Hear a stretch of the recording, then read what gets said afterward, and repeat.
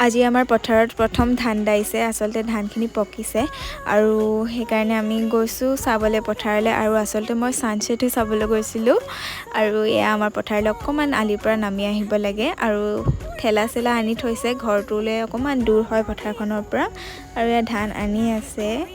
আৰু এনেকৈ ধান আনি আছে ঠেলাখনতে উঠাই লৈ যাব আৰু এই পৰিৱেশটো যে ইমান ভাল লাগে পথাৰখনৰ ওচৰত আগতে মই ফটো চটো মাৰিবলৈ আহোঁ এতিয়া অহা নহয় আৰু এই ঘাঁহ চাহ কাটি লৈছে গৰুৰ কাৰণে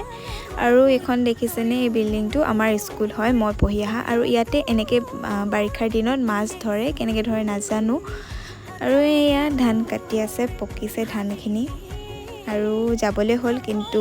বেলটো ডুব যাবলৈ আৰু সময় লাগিছিল সেইকাৰণে মই ভাবিলোঁ আমাৰ এইফালে অকণমান ঘৰৰ ওচৰতে পথাৰ ফালে আহোঁ এইখিনি এটা বেলেগ ছাইড হয়